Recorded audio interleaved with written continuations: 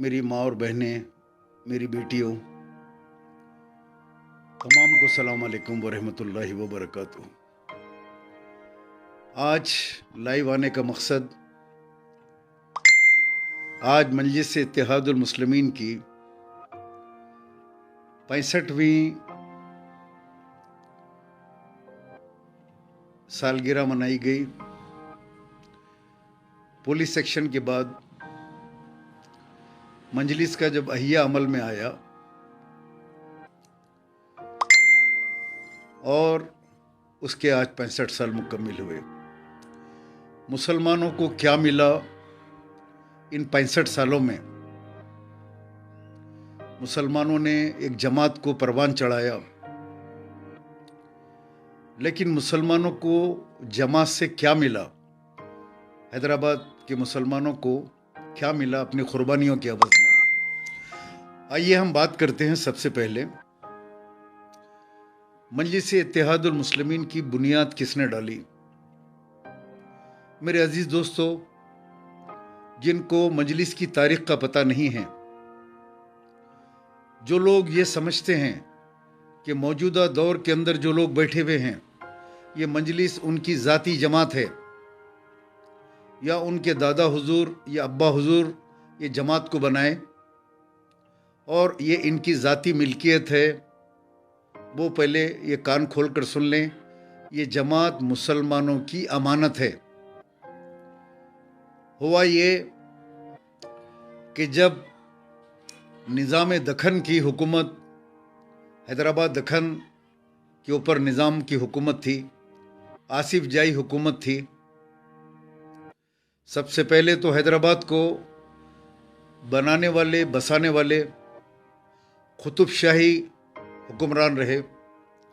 जो 7 कुतुब शाही हुक्मरान गुजरे, उन्होंने इस हैदराबाद की बुनियादें डाली, इस हैदराबाद को बनाया, संवारा और यहाँ पे 7 कुतुब शाही हुकूमत करे। फिर उसके बाद आसिफ जाही आए। आसिफ जाहियों के 7 बादशाह इसके ऊपर हुकूमत करे। इन तमाम में जो सबसे ज़्यादा मशहूर हुए, जिनका नाम तारीख़ के अंदर सुनहरी उर्फ़ों में लिखा जाता है, वो थे कुली कुतुब शाह। उसके बाद आसिफ जाहियों में जिसका नाम आता है वो मीर उस्मान अली ख़ान निज़ाम 7th, जिन्होंने हैदराबाद को दुनिया में सोने की चिड़िया बनाया और इस हैदराबाद दखन को आपने परवान चढ़ाया।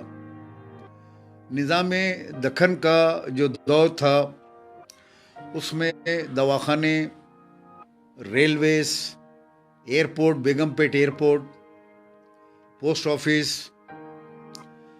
और जैसे बड़े बड़े डैम्स, निज़ाम सागर डैम उन्हीं के नाम से है, उस्मान सागर, हिमायत सागर, टैंक बंड, ये तमाम जितने भी डैम्स है और जितनी निज़ाम शुगर केन, एक तवील फहरिस्त है जो निज़ाम के कारनामों की है, जिन्होंने पूरी दुनिया में जो होता था उस ज़माने में, यानी लंदन में जो चीज़ ईजाद होती वो चीज़ को हैदराबाद के अंदर लाते और यहाँ पे उस्मानिया यूनिवर्सिटी जैसी अजीम, आज हिंदुस्तान में इतनी बड़ी यूनिवर्सिटी नहीं है, इतनी बड़ी यूनिवर्सिटी निज़ाम ने बनाई। और इसके अंदर पढ़ने के लिए कहाँ कहाँ से लोगों को आपने बुलाया। फ़ारसी सीखने के लिए ईरान से लेक्चरर्स को बुलाया, प्रोफेसर्स को बुलाया, फ़ारसी सिखाई, तेलुगु के प्रोफेसर्स, हिंदी के पंडित, एक ऐसी बड़ी बड़ी जामियात को निज़ाम ने बनाया। उस ज़माने में मुसलमानों के जो फ़िरक़े थे, अहले सुन्नतुल जमात, सुन्नी और महदवी, कई किस्म के मुसलमानों के जो हमारे फ़िरक़े हैं, वो आपस में मुस्लिम हुकूमत होने के बावजूद आपस में दस्तो गिरेबां थे। उस दौर के अंदर, उस सदी के अंदर अल्लाह सुब्हानो तआला ने सरज़मीन दखन के ऊपर एक अजीम कायद को पैदा किया,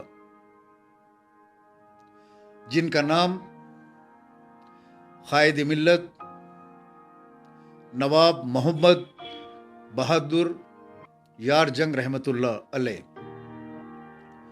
बहादुर यार जंग अलैह रहमा ने मुसलमान हुकूमत रहने के बावजूद निज़ाम की।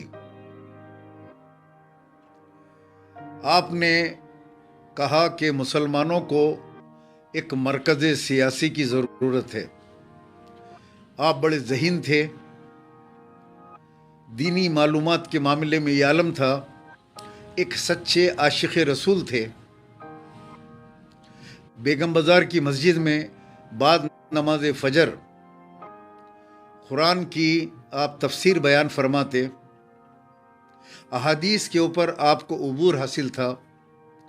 खिताबत का ये आलम था कि आप तकरीर करते थे और बारिश हो रही है तो आप फरमाते, ऐ मोहम्मद के चाहने वालों, ऐ ग़ुलाम नबी के ग़ुलामों, क्या बारिश की चंद बूंदों से तुम जलसा छोड़कर उठ के चले जाओगे? ये मुबारक जलसे से तुम निकल जाओगे? हज़ारों लोग भीगते पानी के अंदर एक जुमले के ऊपर बैठ जाते। ऐसे ख़तीब, ऐसे इमाम, ऐसे नबी के चाहने वाले कायद मिल्लत नवाब बहादुर यार जंग, आपने मंजलिस से इत्तेहादुल मुस्लिमीन की बुनियादें डाली। आपने कहा, ऐ मुसलमानों, तुमको एक मरकज़ सियासी की ज़रूरत है। आने वाले दिन दुनिया के जो हालात बदल रहे हैं, दुनिया का जो नक्शा बदल रहा है, उसके अंदर आपको एक सियासी ताकत की ज़रूरत है और आपको एक मरकज़ सियासी की ज़रूरत है। आपको एक मरकज़ चाहिए। आपस में दस्तो गिरेबा ना हो, एक कलमे की दुनियात पे अशहदु अल्ला इलाहा इल्लल्लाह व अशहदु अन्ना मुहम्मद रसूलुल्लाह पढ़ने वालों एक झंडे तले जमा हो जाओ। और आपने मजलिस से इत्तेहादुल मुस्लिमीन का क़याम अमल में लाया। दारुस्सलाम, यहाँ पे पोलो खेला जाता, यहाँ पे घोड़ों पे बैठकर पोलो खेला जाता, पोलो खेलते। अब उस ग्राउंड को ख़रीदने के लिए पैसा नहीं था। बड़ी जिद्दोजहद की मरहूम क़ासिम रज़वी साहब, अल्लामा रशीद तुराबी साहब, कायद मिल्लत नवाब बहादुर यार जंग अलैह रहमा और बड़े बड़े उस वक्त के दानिश्वरों ने दारुस्सलाम को ख़रीदने का फ़ैसला किया। बड़े बड़े पैसे वाले लोगों को खतूत लिखे कि आप दारुस्सलाम ख़रीदने के लिए ताउन कीजिए। जैसे मदीना बिल्डिंग है, जिन्होंने मदीना बिल्डिंग बनाई, उस ज़माने में अलाउद्दीन वालों का बहुत बड़ा कारोबार था, उनको भी ख़त लिखा और चंदा इकट्ठा किया और फिर दारुस्सलाम को ख़रीदा। और दारुस्सलाम में एक मरकज़ सियासी और मुसलमानों की माशी और तालीमी तरक्की की बुनियादें डाली। मजलिस का झंडा बनाया गया और मजलिस के दफ्तर का इफ्तिताह अमल में लाया गया। लोग रोज़ाना आते, जो उसके मेंबर होते, वो एक रुकू दारुस्सलाम में आते, वज़ू करते, वज़ू करने के बाद कलाम मजीद लेते और एक रुकू जो है, कम से कम एक रुकू जो है, कुरान मजीद की तिलावत करते। फिर उसके बाद आके इजलास में बैठते। ये मजलिस इत्तेहादुल मुस्लिमीन का दस्तूर था कि दारुस्सलाम में हर आने वाला मेंबर वज़ू करे और जो है कलाम मजीद की तिलावत करे और बैठे मुसलमानों के मसाइल के ऊपर जो है अपने अपने फ़िक्र अंगेज़ जो भी आपकी जो है मालूमात है वो वहाँ पे कायद मिल्लत के सामने रखें और उसको हल करने के बारे में गौर करें। ये मजलिस का मंशा और मकसद रहा कि कौम को तालीमी मेयार से तालीमी पसमानदगी हो गई थी। नवाबों का दौर था, मुर्ग़ और मुर्गी की शादी हो रही है, मुर्गों को लड़ाया जा रहा है।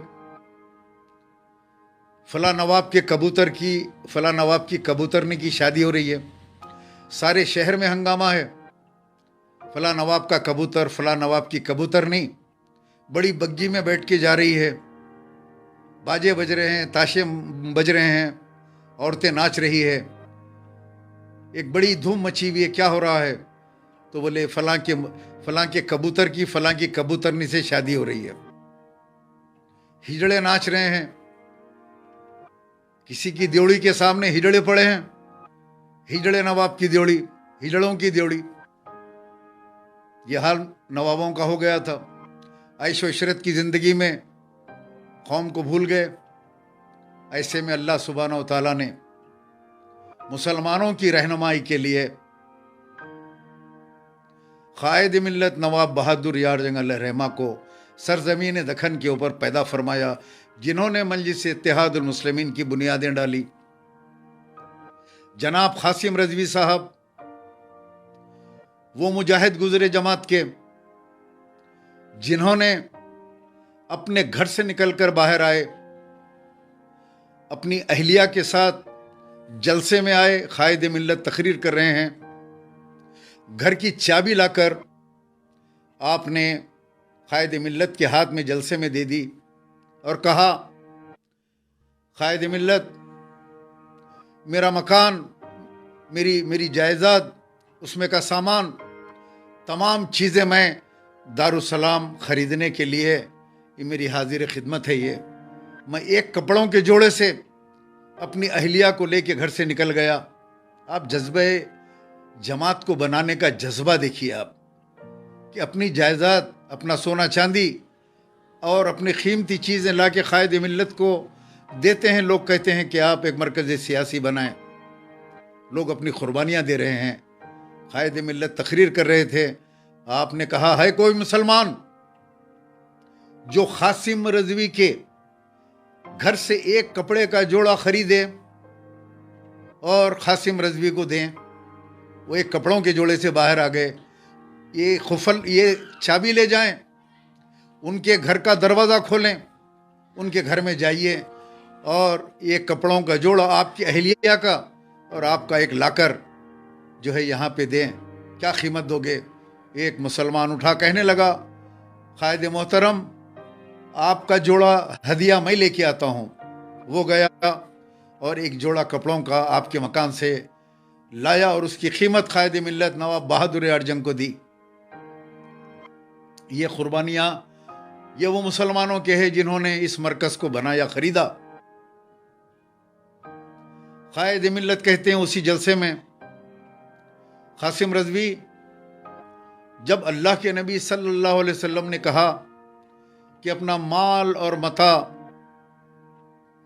लाकर मस्जिद नबवी में जमा करो, दुश्मनों से जिहाद करना है, हर कोई लेके आके सोने चांदी की ढिगार लगा दिया। और उस वक्त एक कोने के अंदर हजरत अबू बकर सिद्दीक रजी अल्लाह ताला अन्हु बैठे हैं। जिब्राइल अमीन आते हैं, सलाम करते हैं। नबी करीम सल्लल्लाहु अलैहि वसल्लम के सामने दो जानों बैठते हैं।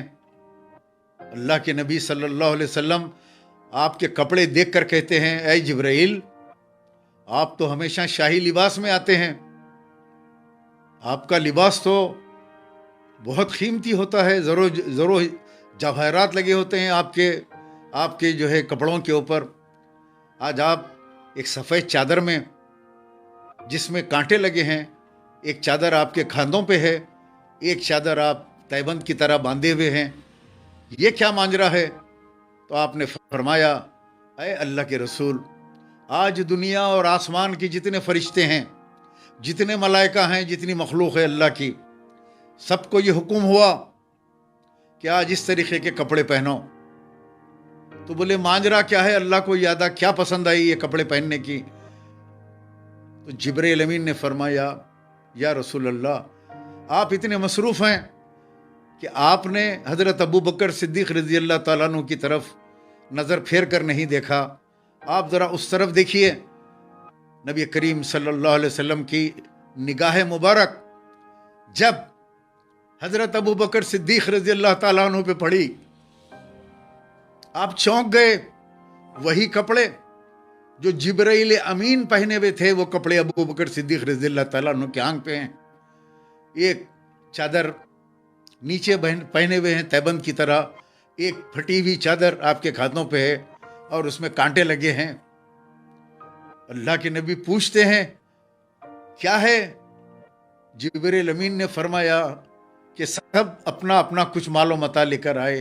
कोई 20% लाया, कोई 30% लाया, कोई अपनी आधी दौलत ला के यहाँ डाल दिया। लेकिन आपके ये दोस्त,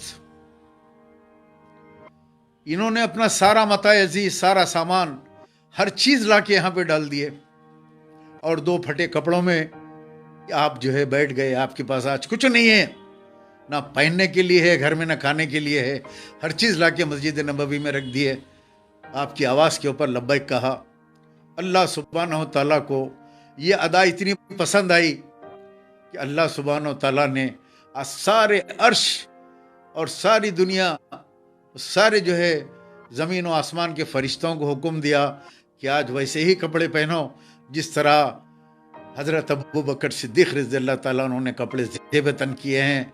तो या रसूलल्लाह, मैं भी आज वही कपड़े पहनकर आपकी खिदमत में आया हूँ और एक पैगाम लेकर आया हूँ। अल्लाह ने कहा है कि जाओ मेरे हबीब से कहो कि मैं अबू बकर सिद्दीक़ से इतना खुश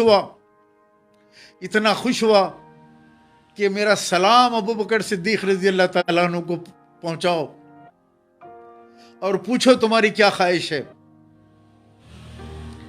अल्लाह के नबी सल्लल्लाहु अलैहि वसल्लम ने हजरत अबू बकर सिद्दीक़ रज़ियल्लाहु ताला अन्हु को अपने बाजू बुलाया और फरमाया, अय अबू बकर सिद्दीक़, जिब्रील अमीन मेरे सामने बैठे हैं, अल्लाह ने तुमको सलाम भेजा है।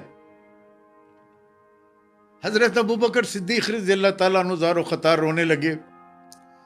इतना रोने लगे कि आपकी दाढ़ी मुबारक तर हो गई। कहा, या रसूल अल्लाह फिर कहना। अल्लाह के नबी ने कहा, अय अबू बकर, अल्लाह ने तुमको सलाम भेजा है और अल्लाह तुमसे राजी हो गया। बोले, अल्लाह ने मुझे सलाम भेजा है, अल्लाह मुझसे राजी हो गया या रसूल अल्लाह? तो बोले, हाँ। इसी के ऊपर अल्लामा इक़बाल शायर मशरिक़ ने कहा कि मोहम्मद से वफा तूने तो हम तेरे हैं, ये जहां चीज है क्या लोहो कलम तेरे हैं। करो अल्लाह के नबी से मोहब्बत करो, ऐसी मोहब्बत करो कि अल्लाह खुद तुमसे पूछे, अय बंदे बता तेरी रजा क्या है। लोहो कलम तेरे हैं कि मोहम्मद से वफा तूने तो हम तेरे हैं, ये जहां चीज है क्या लोहो कलम तेरे हैं। तो मेरे अजीज दोस्तों, कायद मिल्लत नवाब बहादुर यार जंग अलैहिर्रहमान ने उस जलसे में रोते हुए इरशाद फरमाया कि अल्लाह के नबी ने हजरत अबू बकर सिद्दीक़ रज़ियल्लाहु ताला अन्हु को कहा कि तुम आज से सिद्दीक़ हो, मैं तुमको आज से सिद्दीक़ अकबर कहूंगा, यानी सिद्दीक़ अकबर कहूंगा। फिर दुनिया में किसी को वो खिताब नहीं मिला जो अबू बकर सिद्दीक़ रज़ियल्लाहु ताला अन्हु को अल्लाह के नबी ने अल्लाह की तरफ से पहुंचाया। ऐ अबू बकर सिद्दीक़ रज़ियल्लाहु ताला अन्हु। कायद मिल्लत आगे बढ़ के कहने लगे, ऐ कासिम रज़वी, तुमने नबी हज़रत अबू बकर सिद्दीक़ की रज़ियल्लाहु ताला अन्हु की सुन्नत को जिंदा किया। आज से तुम दखन के सिद्दीक़ दखन हो। तो कासिम रज़वी साहब को सिद्दीक़ दखन का खिताब उस जलसे के अंदर कायद मिल्लत नवाब बहादुर यार जंग अलैहिर्रहमान ने दिया। बाद में पुलिस एक्शन हुआ। पुलिस एक्शन में 2.5 लाख मुसलमानों को काटा गया। गाजर मूली की तरह 2.5 लाख मुसलमानों को ऑपरेशन पोलो के नाम से सरदार वल्लभ भाई पटेल ने फौज को हैदराबाद दखन की तरफ रवाना किया। हैदराबाद दखन, महाराष्ट्र, गुलबर्गा, उस्मानाबाद, ये सारे मुकामात पे आंध्रा तक फैला हुआ था। हिंदुस्तानी फौज आगे बढ़ते गई और मुसलमानों का कत्लेआम शुरू किया। मुसलमानों को गाजर मूली की तरह काट दिया, उनकी जमीनों को खींच लिया, बौलियां भर गई। आपकी मां और बहनें अपनी असमतें बचाने के लिए बौलियों में, तालाबों में कूद गई। तालाब के अंदर लाशें उमड़ पड़ी। 2.5 लाख, एक कमीशन लिखता है 2.5 लाख, कोई कहता है 3 लाख, एक कमीशन लिखता है कम से कम 2 लाख। जरा तसव्वुर कीजिए कि 2.5 लाख और 3 लाख मुसलमानों की तादाद क्या होगी। उनके मकाने लूट लिए, उनके जेवर लूट लिए। वो तन्हा निकल के हैदराबाद की तरफ भाग के आए। जो बचे कुचे थे अपने काफिले को लुटाकर हैदराबाद आए। पुलिस एक्शन थमा।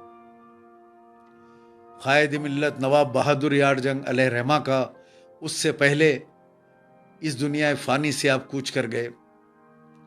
कासिम रजवी साहब के हाथ में मजलिस इत्तेहादुल मुस्लिमीन की सदारत थी। कासिम रजवी साहब को जेल की सलाखों के पीछे डाल दिया गया, बर्फ की सिलों के ऊपर आपको सुलाया गया। तरह तरह के तकालीफ कासिम रजवी साहब को दिए गए। आपके ऊपर कई इल्ज़ाम लगाए गए कि रज़ाकार मूवमेंट के आप सदर थे।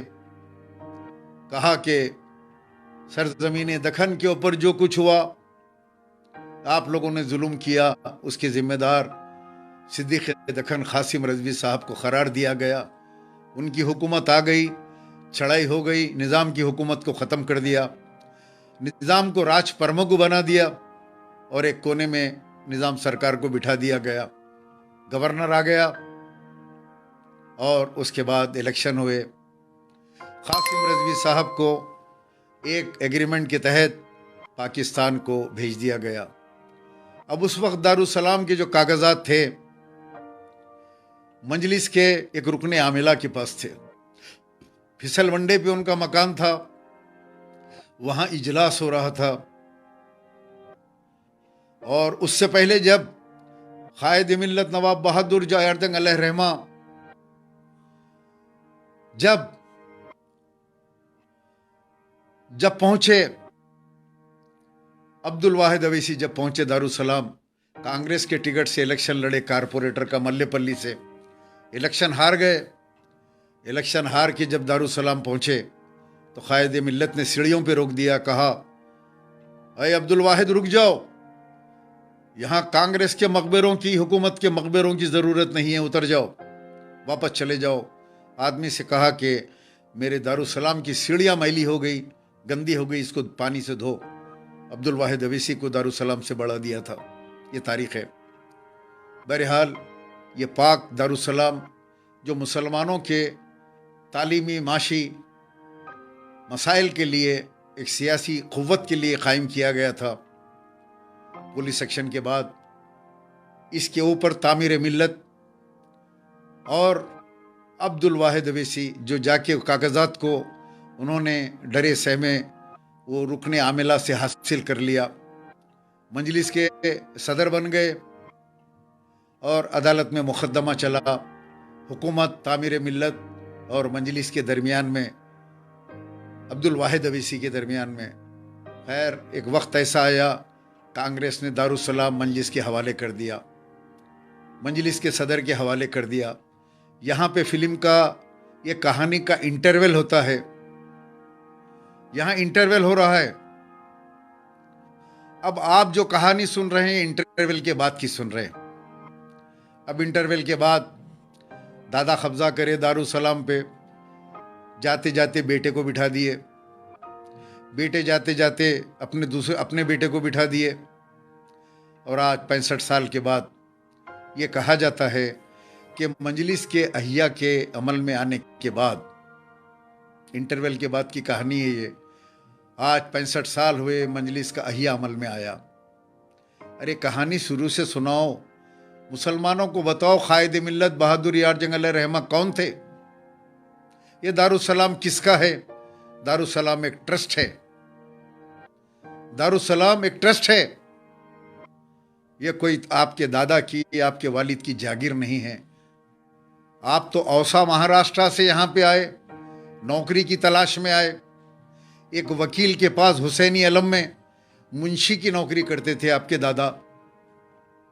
फिर वकालत का इम्तिहान दिया, आहिस्ता आहिस्ता वकील बने। आप टीवी डिबेट में बैठ के बोलते हैं अंजना ओम कश्यप को कि 150 साल पुराना जामे निज़ामिया के आलिम और मुफ्ती थे, आलिम और फाजिल थे। कितने अफसोस की बात है, तुम्हारे दादा जामे निज़ामिया की सूरत भी नहीं देखे। तालीम हासिल करना तो बहुत दूर की बात है। जब आप इतनी बड़ी झूठ, इतनी बड़ी तोहमत जामे निज़ामिया पे लगा दिए, तो जाओ जामे निज़ामिया से डिग्री ला के मुसलमानों को बताओ कि उस ज़माने में तुम्हारे दादा आलिम फाजिल यहाँ से बने थे, नहीं बने थे। किस दुनिया के लिए ये झूठ? आज मुसलमानों को 65 साल के बाद क्या मिला, आज तुमको क्या मिला, ये महासेवा करने की ज़रूरत है। आज 65 साल के बाद आप अरबपति बन गए, करोड़पति नहीं अरबपति बन गए। किराए के मकान बेगम मंजिल में हैदरगुड़े में रहते थे, आज पहाड़ के ऊपर आपका पैलेस है। क्या आपसे कोई पूछ सकता है कि ये हजारों करोड़ का पैलेस कहां से बनाया तुमने? ये बड़ी बड़ी गाड़ियां, आयश और इशरत की जिंदगी आपकी, आपके कारोबार क्या है? छोटे आके कहते हैं कि मैंने इतने बड़े बड़े स्कूलें बनाया। अरे मियाँ, तुम्हारा कारोबार क्या है? ये पैसे, ये दौलत कहां से आई? आज से 35 साल पहले तो किराए के मकान में रहते थे। तुम्हारे को फिरने मोटरसाइकिल नहीं थी। मरहूम खान लतीफ़ खां साहब, मुंसिफ अखबार के एडिटर इन चीफ, उन्होंने तुमको पहली चेतक मोटरसाइकिल दिलाई। अब पूरी कहानी सुनाओ। तुम घर से लड़के निकल के भाग के चले गए अपने वालिद से लड़के। तुम जाके जाहिद अली खान साहब, खान लतीफ़ खान साहब, शहर के बड़े बड़े लोगों के सामने कहते कि मेरे भाई की सूरत देखो, यहूदी की सूरत है, मेरा बाप ये यहूदी को लाके हम मुझ पे मुसल्लत करना चाहता है, जमात के ऊपर बिठाना चाहता है। और वो लोग तुम्हारा मुंह बंद करते, कहते अपने वालिद के बारे में ऐसा मत बोलो। पैसे देते तुमको, तुम बेंगलोर चले जाते, आयश इशरत की ज़िंदगी गुजारने वाले आज आके कौम और मिल्लत के हबीब बन गए, कोई नकीब बन गए। मुसलमानों को क्या दिया तुमने? आज कहते हैं कि हम अवेसी दवाखाने के किचन में बैगन का सालन और मिर्चियों का सालन, बिरयानी, लुखमी कबाब मुसलमान नौजवानों को सिखाएंगे ताकि उनको रोजगार हासिल हो। कितने शर्म की बात है, कितने शर्म की बात है। क्या आप अपने बेटे को, अपने बेटे नूर को बैगन का सालन पकाने के लिए वहां छोड़ेंगे किचन में? क्या सदर साहब अपने अपने बेटे को छोड़ेंगे वहां पे? मिर्ची का सालन बनाओ, बिरयानी बनाना सीखो, हम बंडियां दिलाएंगे, आटो दिलाएंगे, तुम लोग बेचते फिरो। सालारे मिल्लत, जंबो पैक 450 रुपये, बिरयानी ले लो, बिरयानी, नखीबा biryani, Habiba single biryani, family pack ले लो, सालारे मिल्लत फैमिली पैक, बैगन का सालन ले लो, बैगन। अब ये सब कारपोरेटर जितने भी है, ये सब मंडियों पे लेके सालाना बेचते फिरेंगे। सारे हिंदुस्तान में जाएगा सालन, जमात की तरफ से बैगन का सालन। आप कोई पढ़ेंगे लिखेंगे कुछ भी नहीं, डॉक्टर बनाओ, इंजीनियर बनाओ, फ्री में सीट दियो। अवेसी दवाखाने के, अवेसी आपके जो मेडिकल कॉलेज के अंदर गरीब मुसलमानों को फ्री में सीट दो, पैसे मत लो उनसे। कई टैलेंटेड पढ़ने वाले लड़के लड़कियां हैं, पैसे नहीं है उनके पास पढ़ने के लिए। आपके पास कहां से 80 लाख 90 लाख रुपए लेकर आएंगे? वो पढ़ नहीं सकते, उनका मुस्तकबिल खराब हो जाता है। आप दो ना, फ्री में पढ़ाओ ना। दूसरे स्टेट में जाके कहते हैं 500 रुपए में डिलीवरी, 300 रुपए में सर्जरी, 1000 रुपए में फला, इतना सस्ता इलाज है कोई दुनिया के अंदर ऐसा इलाज करने वाला? फिर एक वीडियो आती है 3000 रुपए के लिए, एक औरत रो रही है चीखे मार कर कि जो है मेरे शौहर की जो है लाश दे दो, मेरे शौहर की लाश दे दो। अरे यार, सारा हैदराबाद देख रहा है, सारी दुनिया देख रही है कि तुम अगर आंख का मैल अगर कोई आके पूछा, साहब थोड़ा एक छठा कांग का मैल दो, तो बाजू वाला बोलेगा आंख के मैल की कीमत साहब कितनी है, जो सोने चांदी से ज्यादा कीमती हो जाएगा। अल्लाह हिदायत दे तुम लोगों को। कम से कम कौम का मजाक मत उड़ाओ नौजवानों का। तुम पहाड़ पे चले गए करोड़ों का पैलेस बना के, आप बंजारा हिल पे चले गए, लंदन में पैलेस बना लिया आपने, आपका बच्चा MBBS पढ़ लिया, पता नहीं क्या क्या बन लिया, डॉक्टर बन गया, आपकी बेटी फला फला कोर्स कर रही है लंदन में, आपका बेटा फला फला पढ़ रहा है, और कौम के अंदर जहालत का ये आलम कर दिया आपने कि आप कह रहे हैं अल्लाह हमसे नाराज है इसीलिए हमको मुंतखब नहीं कर रहा है, और सारे के सारे नारे तकबीर पुकार रहे हैं। पीछे सुने आप लोग वीडियो में हो, अल्लाह हमसे नाराज है, जाहिल मुरीदा पुकारे नारे तकबीर अल्लाह अकबर। क्या है भाई, क्या है ये? उनको इतनी अक्ल भी नहीं है। एक वीडियो आया औरंगाबाद से, एक मुरीद कह रहा है नौजवान, आप हमारा दीन हैं। वो एक वहाँ का MP है, एक इम्तियाज जलील, उसको कह रहा है आईने के पास, आप हमारा गुरूर है, आप हमारा फला हैं, बढ़ते बढ़ते बोल रहा है वो कि आप हमारा दीन है, आप हमारी दुनिया है, आप हमारा दीन है। ले अब अगर उन्हें हैदराबाद आ गया तो इनके पास आके बोलता आप हमारे नबी है, आप हमारे खुदा है। दीन वहाँ पे है औरंगाबाद में, हैदराबाद में आ गया तो आप हमारे नबी है, आप हमारे खुदा है। क्या जहालत है। कौम को जहालत के अंदर जिन मकासद के लिए मजलिस को कायम किया गया था, जिन मकासद के लिए मजलिस को कायम किया गया था, वो मकसद ख़त्म हो गया। आज कोई और आके बैठ गया और उसको अपनी ज़ाती मिल्कियत डिक्लेयर कर दिया। ना इंटरनल इलेक्शन होते हैं, ना रुकने आमिला है, ना रुकने हामिला है, ना रुकने शूरा है, ना रुकने चूरा है। ये एक आदमी वन मैन शो, उन्होंने उठा के ड्राइवर को MLC बन। अरे क्या यार, क्या मजाक है कि एक आदमी जिसको बात करना नहीं आता, जो पढ़ा लिखा नहीं है, वो MLC जैसी जगह पे 5 साल के बाद भी अगर आप पूछेंगे MLC का फुल फॉर्म क्या है, वो नहीं बोल सकता MLC का फुल फॉर्म। उसको MLC बना दिए उठा के।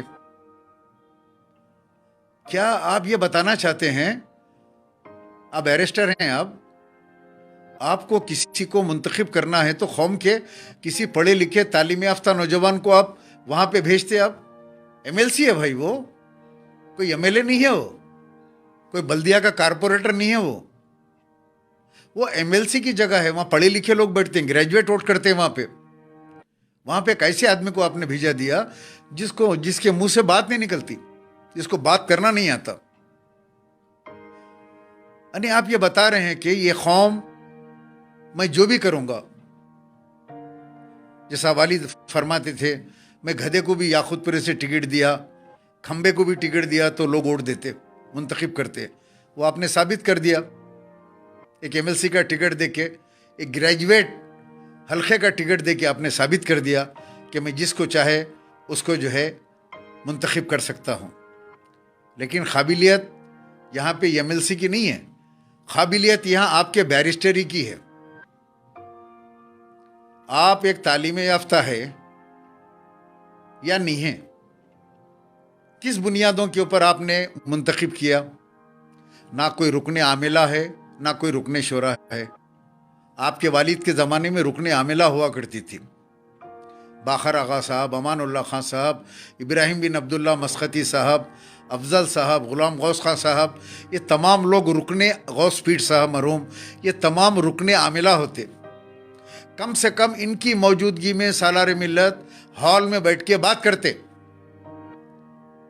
और इनके साथ गौर व फिक्र करते थे, क्या इनको टिकट दिया जाना चाहिए, करते थे ना।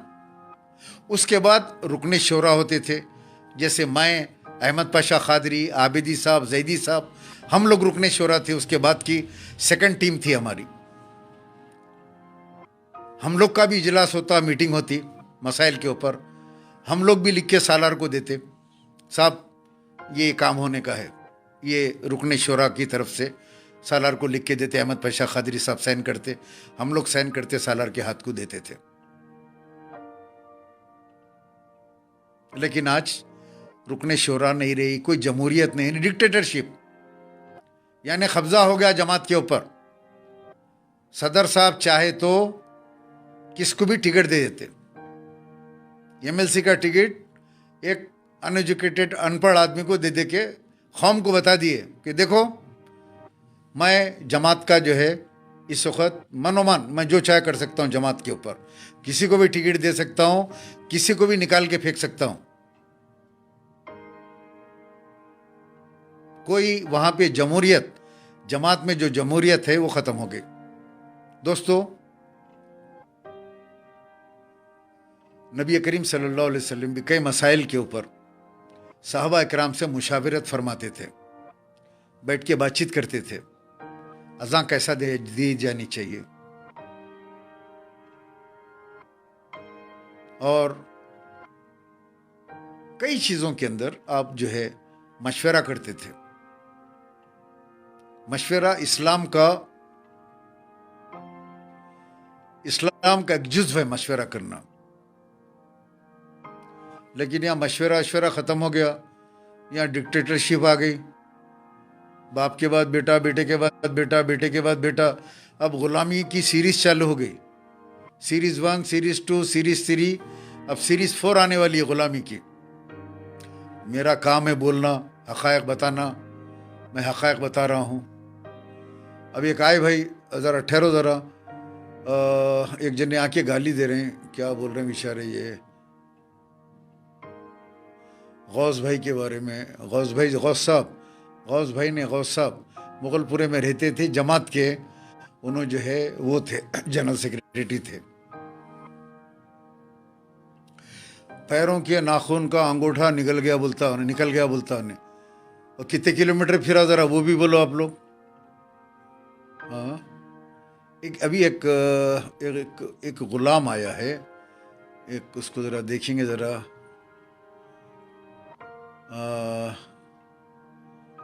आने वाले 10 साल, अच्छा,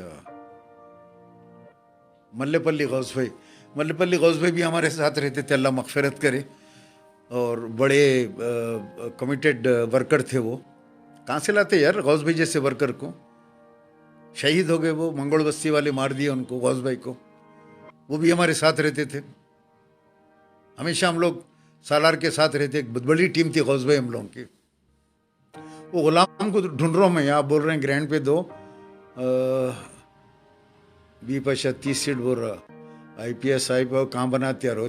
चिचा शहरान के बाद नकीबा की पीठ को लगी थी, और लगी थी ना जब, बहुत मार कहते, तुम अपने दांत साफ करो पहले। शेख गौस जी, अच्छी बात है, मैं अब ये उम्र में क्या साफ करूं, क्या साफ करूं, आप ज़रा मशवरा दो मेरे को, मैं सब साफ कर लेता हूँ। अस्सलाम वालेकुम चिचा, ये बोलो आज 14 फरवरी को वैलेंटाइन रहता, आज वैसे ही मुरीद डे है क्या? मुरीदों का डे तो रोज़ रहता, जिस दिन गुलामी करे, पैर छुए, उस दिन जो है मुरीद डे। नाहिदा मैडम, चिचा का पासपोर्ट दिला दो, दुनिया में जलील हो रहे आप, आखिरत में हो गया अल्लाह का अल्लाह। अल्लाह हिदायत दिया उनको परवरदिगार। और बहरहाल दोस्तों, अब चिचा डबल का मीठा नाराज़ हो गया कहते आज की स्पीच के बाद। बहुत सारी चीज़ें नाराज़ हो गए आज के बाद। अब वो अवेसी किचन में वहाँ के उसके आदमिनों आ गया। अभी शाम से मेरे को फ़ोन आ रहे हैं, हसरा दवाखाने के किचन में जो है खट्टी दाल तला हुआ गोश्त रखो बोलो।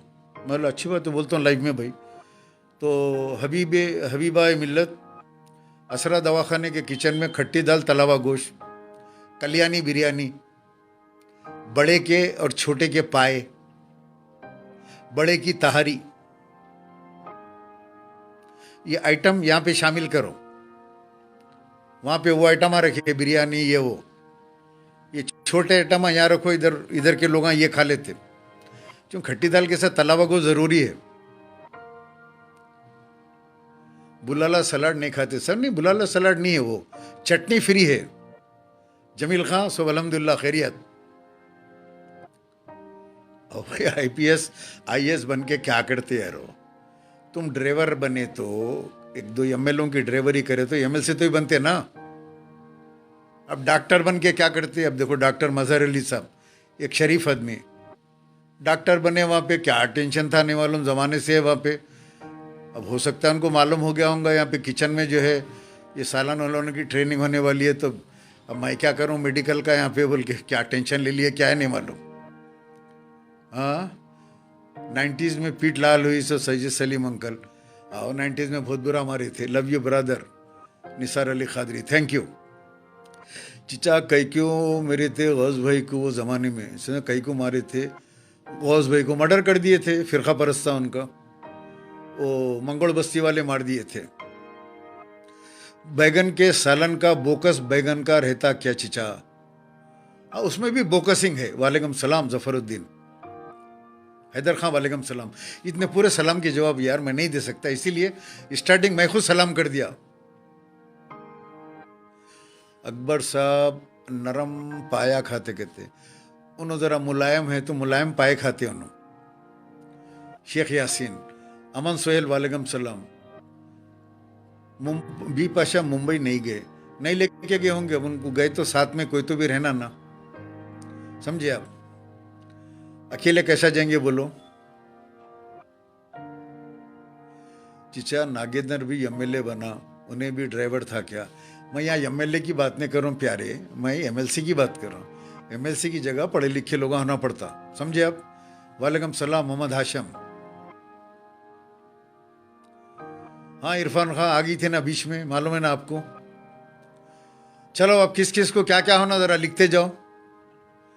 अब आप लोगों को अगर ऑर्डर करना है तो आप लोग, आज एक मज़े का पोस्ट देखा अब हमें, हमारे एक पुराने हमारे साथी है ख्वाजा बिलाल अहमद, जो एमआईएम में चले गए, कभी हमारे साथ रहते थे बहुत ज़्यादा, अभी भी रहते, बातचीत होती है उनसे। तो उन्हें पोस्ट लगाया, मेरा ट्विटर अकाउंट ब्लू टिक आ गया, उसके ऊपर टिक हो गया, मुझे बड़ी हंसी आई। फेसबुक टिक हो गया, इंस्टाग्राम टिक हो गया, ये सब टिक होने से कुछ नहीं होता। अगर एमएलए का टिकट होना तो सदर साहब का टिक होना, और सदर साहब का टिक होना तो जो है ड्राइविंग लाइसेंस होना, कटा मार के चलाना गाड़ी, एक्सीडेंट नहीं करना। अब आजकल के जो नए रूल्स के हिसाब से एमएलसी है, एमएलसी बनना है तो अब एमएलए बनना है तो बैगन का सालन, मिर्ची का सालन, बिरयानी, ये तमाम चीज़ें बनाना है। हबीबा का नाम बीपाशा क्यों पड़ा था? वो एक ज़माने में बहुत ज़्यादा गैर गलत गाजी मिल्लत अलहाज मोहम्मद अमानुल्लाह खान साहब को इन तकरीरों में बोल रहे थे। तो तालाब कट्टे के जलसे में वाल्टा के नीचे मैं इनकी नाम रखाई करा था बीपाशा बोल के। ऊपर से आधा शर्ट, नीचे से जीन्स पैंट मटक मटक के चले तो लोग इनके पीछे पीछे आते रहते, ये अपनी पुराने शहर की बीपाशा है बोल के। वो जलसे में नाम रखा था, तो आज तक वो बीपाशा चलते रहा, आज भी चल रहा वो नाम।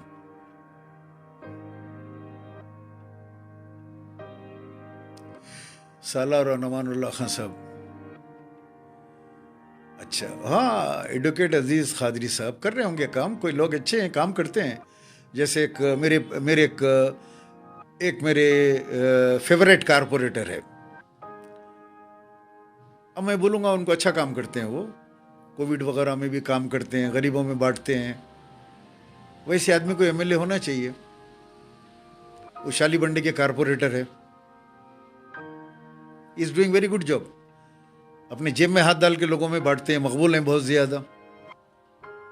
बराबर जो अच्छा काम कर रहे हैं उनकी तारीफ करेंगे भाई, वो चाहे जमात के अंदर रहो मत रहो। मेरी तबीयत अच्छी है। मोहम्मद जफरुद्दीन तला यमनी HYC सलमान का क्या हुआ?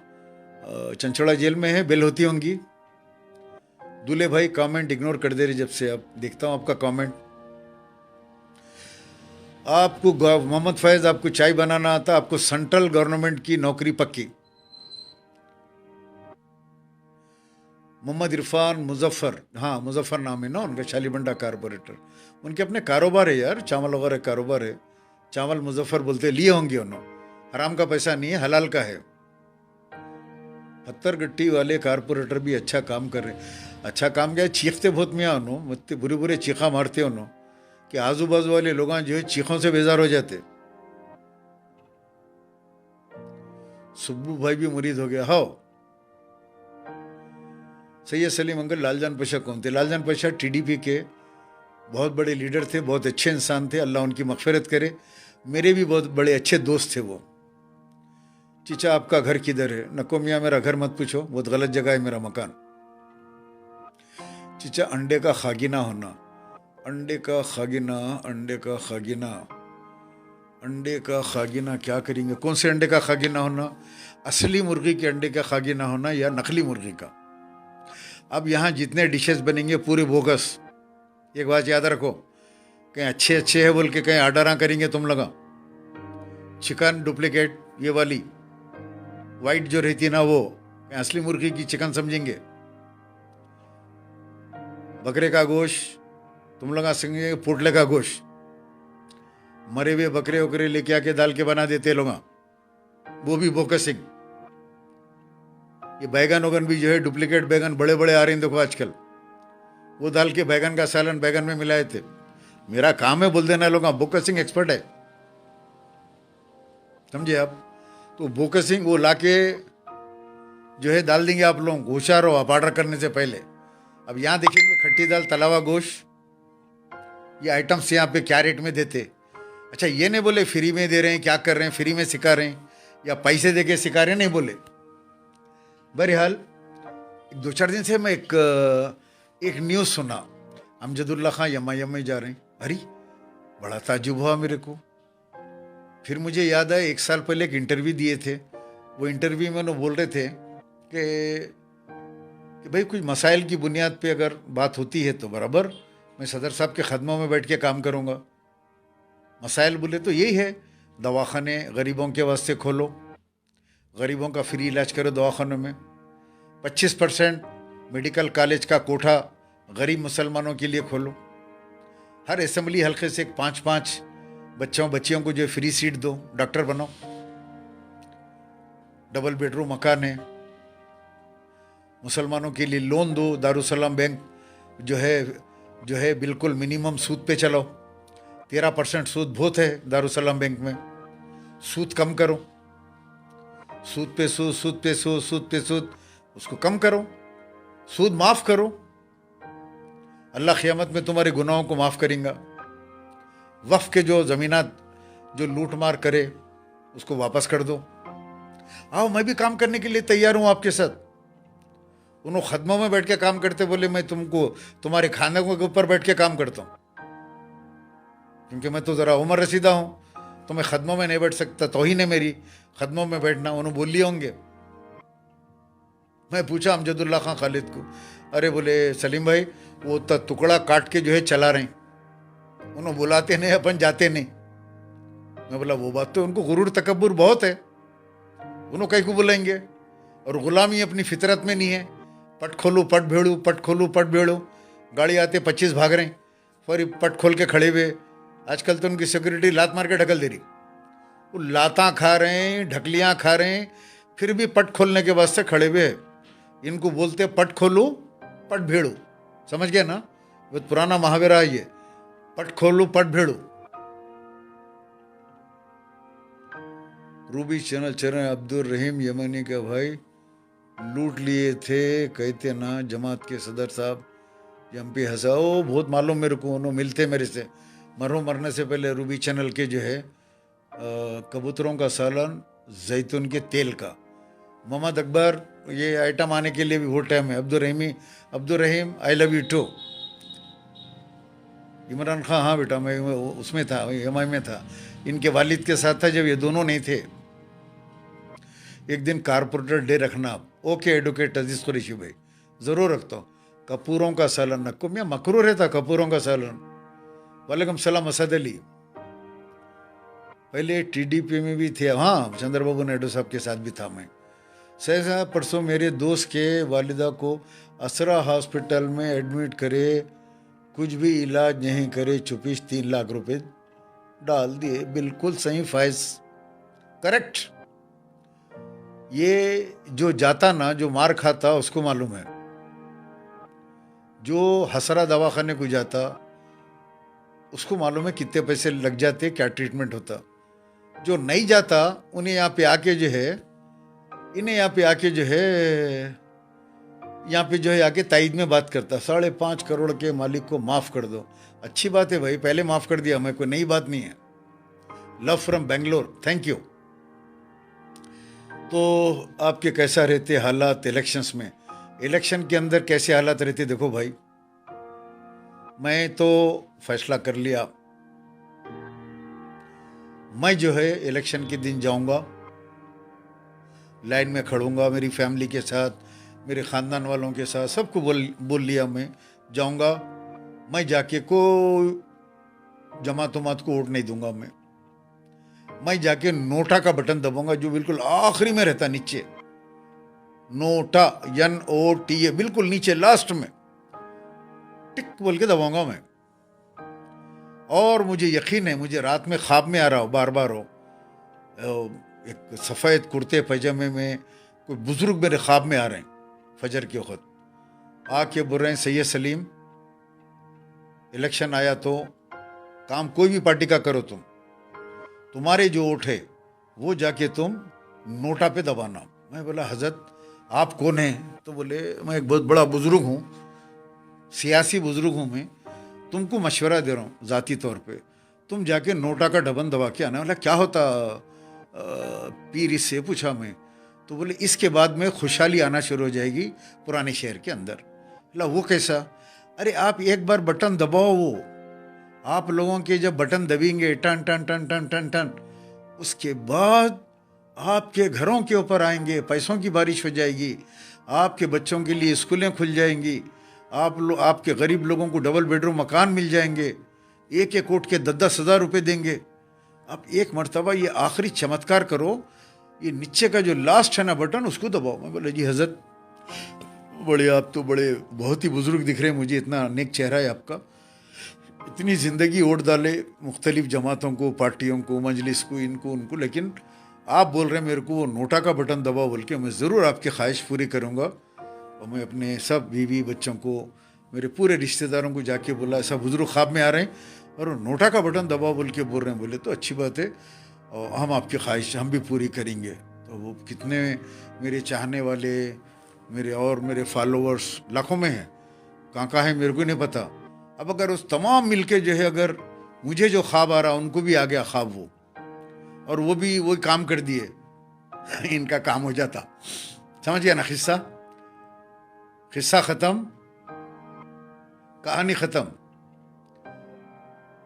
चिचा वो हसदुद्दीन के समझी का क्या केस है? वो बीवी को तरला, बीवी के साथ कोई प्रॉपर्टी डिस्प्यूट है और क्या है, घरेलू स्टोरी में अपन नहीं झांकना मियाँ अंदर जाके। ये प्लम्बर क्या क्या किस्सा है? अरे वो प्लम्बर का ये क्या बेवकूफ़ पुट्टे है बैठे हुए है, वो फेसबुक के ऊपर वीडियो बना के समझते हैं ना बहुत बड़े लीडर है, आजू बाजू के 2 लोग इनको नहीं पहचानते। उन्हें सबसे बड़ा काम जो करा था, मलून राजा सिंह को जाके घर वालों को लेके जाके फूल पिना के आया था, लेडीज़ को साथ लेके गया था ऑटो में, लेडीज़ अंदर गई, इन्हें बाहर फूल पिनाया, लेडीज़ घर के अंदर उसकी बीवी को फूल पिनाई, इन्हें बाहर खड़े के फ़ोटो लिया। तो उस दिन से हम वो प्लम्बर मिल्लत हमारी नज़र में गिर गया। मलून के घर को गया तो इन्हें भी मलून से हाथ मिलाया, गले मिलाया तो इन्हें भी मलून। अब वो मलून के सुअर की जो बो है वो इसके जिस्म में आ गई पलम्बर के, तो पलम्बर का नाम भी न खोलो मेरे सामने। मोहम्मद इब्राहिम क्या बात है, बोलो, जवाब दो, जवाब दो, बोलो, जल्दी बोलो। आप ख्याल रखो अकबर बहुत गुस्से में है। अरे मियाँ, कोई भी गुस्से में रहे तो अपने को क्या करना है? मोहम्मद अजीज, नाहिदा को माफ कर दो। कर दिया भाई, बहुत पहले कर दिया मैं, अब कितने वक्त करूं? ऑलरेडी बहुत जमाना हो गया माफ कर दे के। मैं वो लोग आके मेरा केस नहीं उठाए तो मैं क्या करूं? बोलो, नाहिदा कादरी वगैरह को कर दिया मैं माफ, जमाना हो गया माफ करके मिल के मैं। अच्छा, मजहर मिल्लत, मजहर खादरी के बारे में शायद आपको मालूम, तो बोलिए। मजहर मिल्लत, मजहर खादरी साहब फेक केसेस डाल दिए तो बहुत मुश्किल है। हाँ ना मोहम्मद नदीम, इतने केसा झेल रहा हूँ हाई कोर्ट के अंदर डेली में, वो उसको ख़त्म करने के लिए। NRQ वालों को मिला दो अंकल। नहीं भाई, मेरे हाथ में नहीं है मिलाना। अलबत्ता नाहिदा खादरी को, रहीमुद्दीन खादरी को, लोगों सबको मैं पहले माफ़ कर दिया। अब वो मेरा कोई उसके अंदर वो नहीं है रहा कंप्रोमाइज़ कराने का, लेकिन वो लोग मेरी बात सुनने वाले नहीं हैं वो मिलाने का। मेरे से उनके टच नहीं है मेरा, ना वो रहीम से है ना नाहिदा खादरी से, टच ही नहीं है मेरा उन लोग से, और उसके अंदर मैं जाना भी नहीं चाह रहा हूँ भाई। बच्चे की सेफ्टी नहीं देख रहे। कौन से बच्चे की सेफ्टी? चलिए दोस्तों, इजाजत दीजिए। मैं आज 65 साल, आप फरद भाई को वोट दियो बोलते ना, फिर नोटा कई को दबाना। जब फरद भाई थे तो फरद भाई को भी दिए थे वोट। अब मैं आने वाले इलेक्शन की बात कर रहा हूँ मियाँ। अब ये टाइम पे मेरा वोट बोल रहा हूँ ना, मेरे फैमिली का, वो वोट मैं डाल लूंगा यहाँ पे।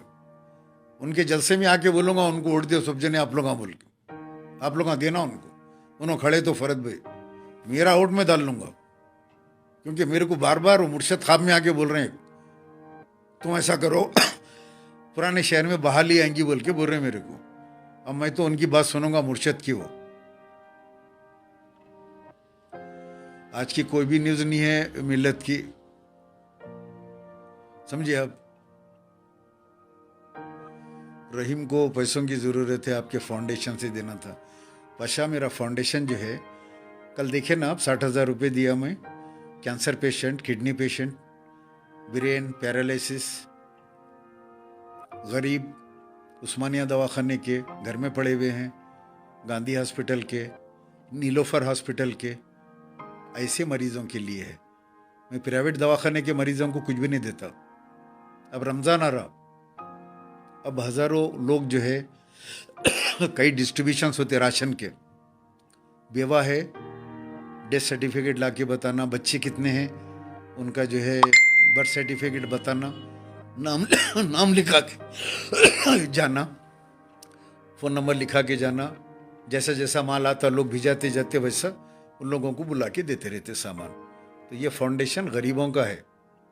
यो यसम रहीमुद्दीन खादरी केस लड़ेंगे बोले तो आप दियो ना, आपके ने पैसे नहीं है क्या? नहीं है तो आप लोगों से चंदा जमा करके उनको दीजिए, उनका नंबर फाइंड आउट करके।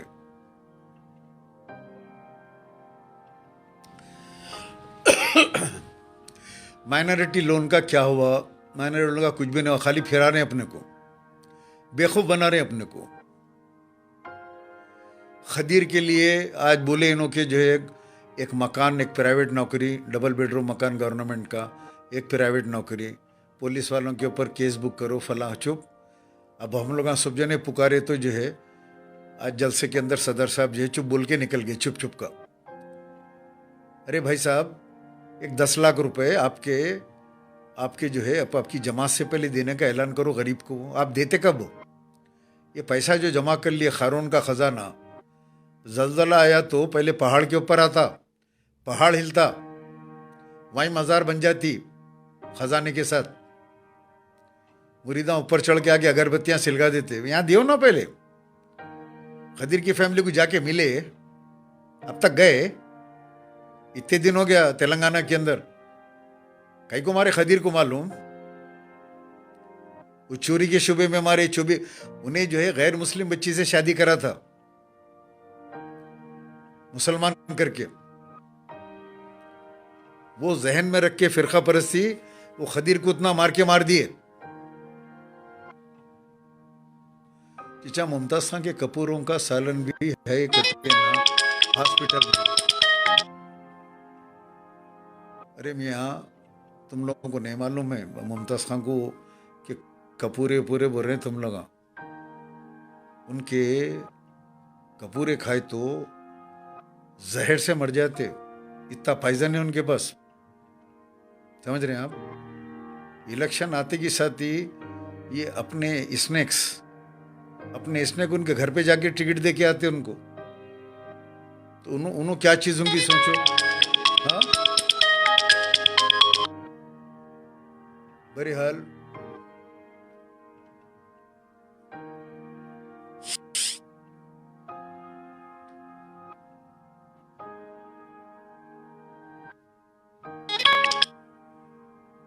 आप लोग इजाजत दीजिए मुझे। मीर इफ्तिखार अली MLA, वालेकुम सलाम, क्या हाल है सिडनी का भाई?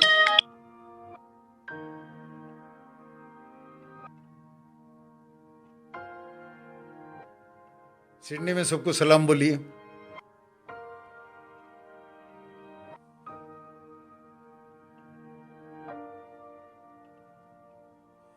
मरहूम की फैमिली से मौजम खां मिले कहते चिचा सब बोलने ना।